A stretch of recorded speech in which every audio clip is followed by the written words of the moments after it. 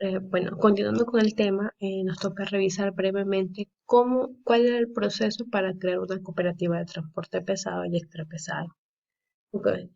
Lo primero que se tenía que hacer era pues que para formar una cooperativa se reunía un grupo de personas y se traía una persona de afuera para que les dé una especie de asesoramiento. Eran expertos que ya tenían muchos años ayudando a desenvolver cooperativas, a crearlas y pues les daba asesorías.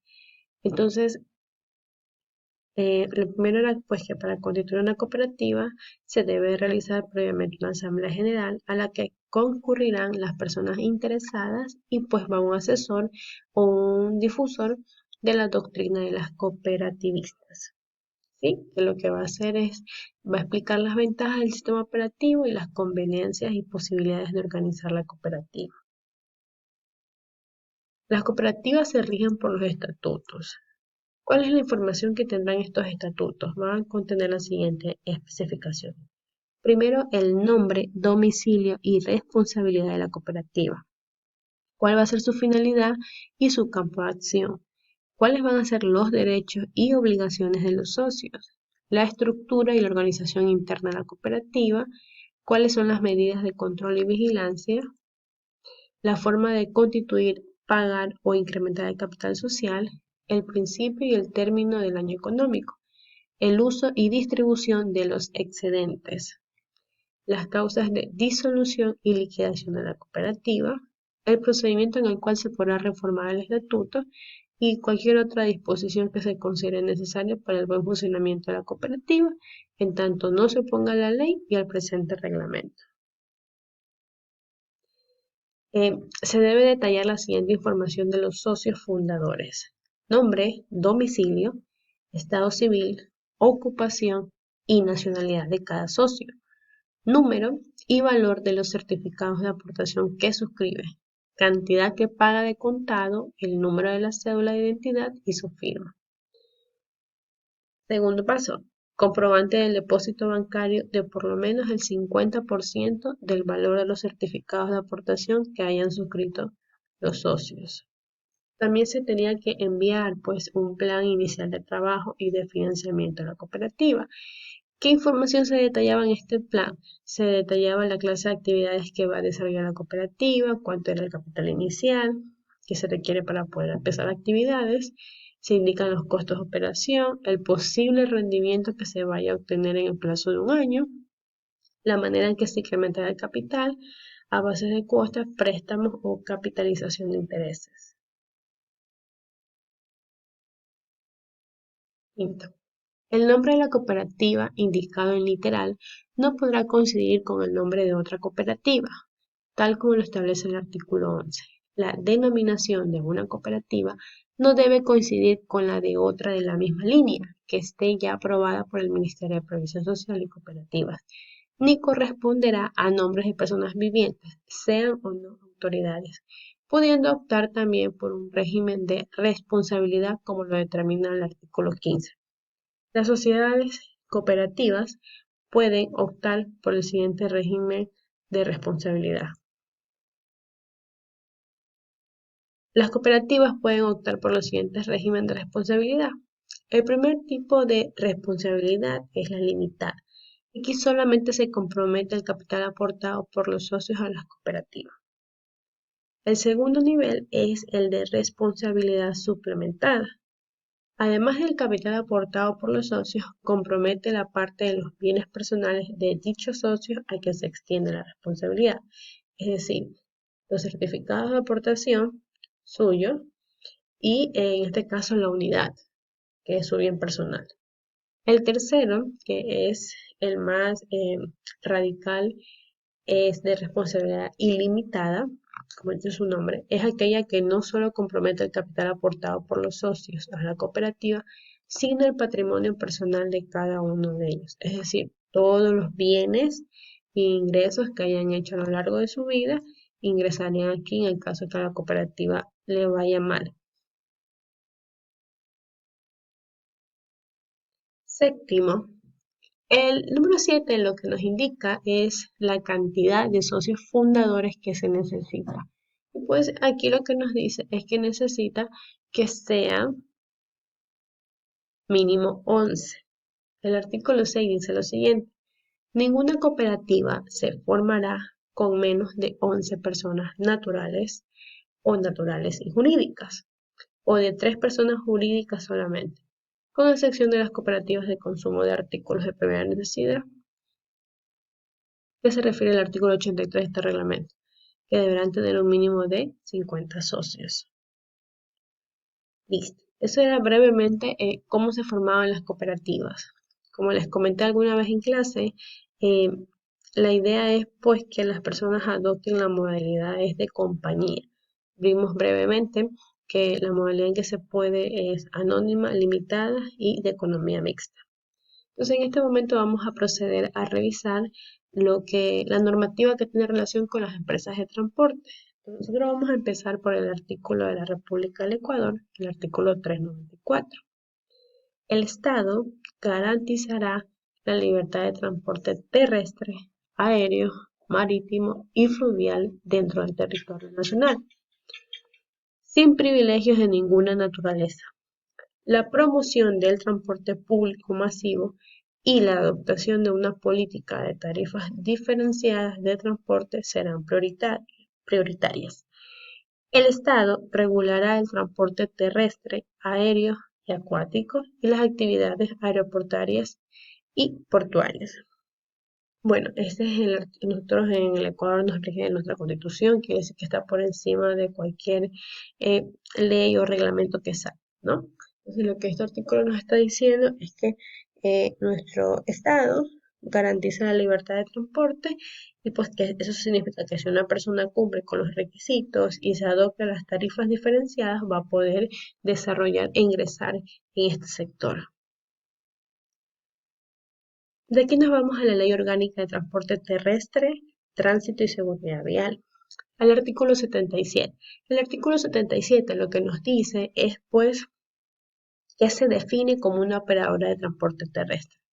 Es toda persona jurídica, sea cooperativa o compañía, que habiendo cumplido con todos los requisitos exigidos en esta ley, su reglamento y demás normativas aplicables, haya obtenido legalmente el título habilitante para prestar el servicio de transporte terrestre en cualquiera de sus clases y tipos.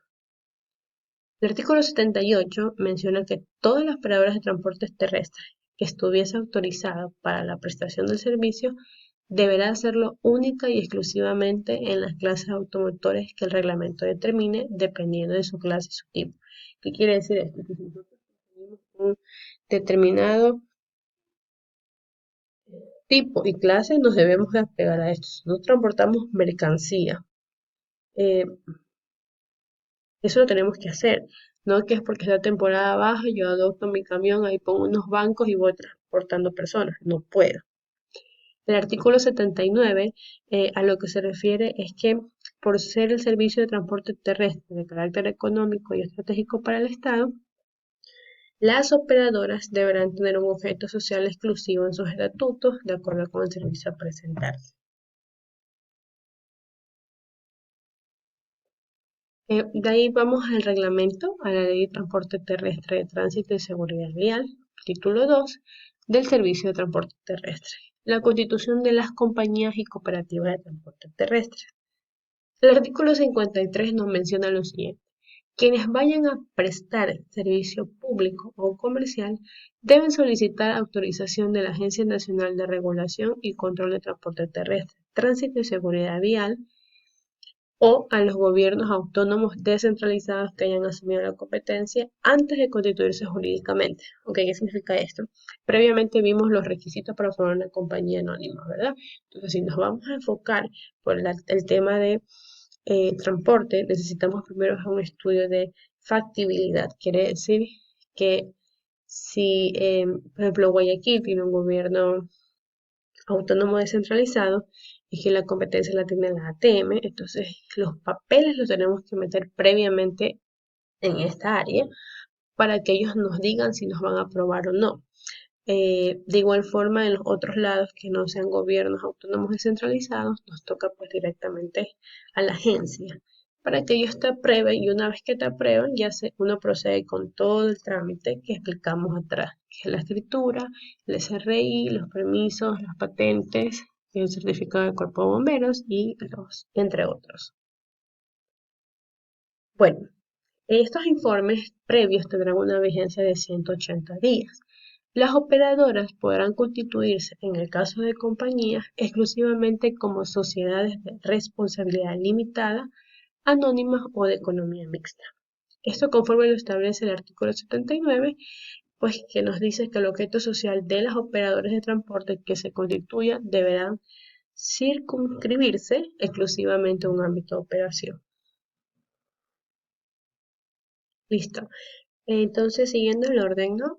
Nos toca la Ley Orgánica de Economía Popular y Solidaria, la LOEX. Cooperativas de transporte. El artículo 83. Está la definición en las clases. Son las constituidas para prestar el servicio de transporte de personas o bienes por vía aérea, terrestre, fluvial o marítima, y no se podrán constituir sin el permiso de operación respectivo. ¿Ya? Que esto va de la mano con el permiso de factibilidad. Si te lo otorga la agencia o el gobierno autónomo descentralizado, eh, ya tú estás obteniendo tu permiso respectivo. El artículo 88 nos menciona cuál es la prohibición para ser socios de las cooperativas de transporte. Nos dice que no podrán ingresar como socios de una cooperativa de transporte de ningún tipo los servidores públicos, los miembros activos de la Policía Nacional, Policía Metropolitana, Fuerzas Armadas, ni servidores y agentes de los órganos de control y regulación de transporte y tránsito.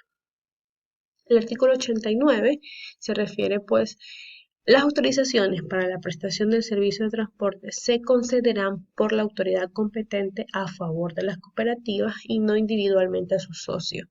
Para la constitución, organización, control y regulación de las cooperativas de transporte aéreo, marítimo y terrestre, se estará a lo previo en las leyes de la materia respectiva y demás disposiciones que para el efecto dicten los órganos de control y regulación competentes. Listo, vamos a ver lo que son las formas de organización de la economía popular y solidaria. El artículo 9 nos habla sobre la personalidad jurídica. Dice pues que las organizaciones de la economía popular y solidaria se constituirán como personas jurídicas, previo el cumplimiento de los requisitos que contemplará el reglamento de la presente ley. La personalidad jurídica se otorgará mediante acto administrativo del superintendente que se inscribirá en el registro público respectivo. Las organizaciones en el ejercicio de sus derechos y obligaciones actuarán a su nombre y no en nombre de los socios.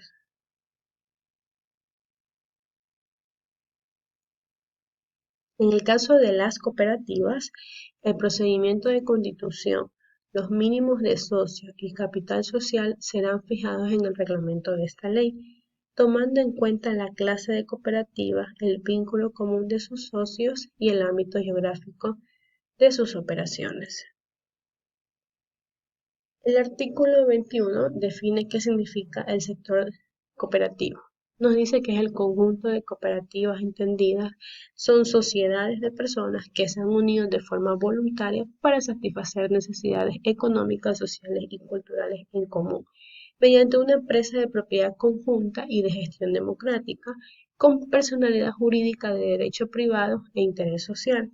Las cooperativas, en su actividad y relaciones, se sujetarán a los principios establecidos en esta ley y a los valores y principios universales del cooperativismo y a las prácticas del buen gobierno corporativo.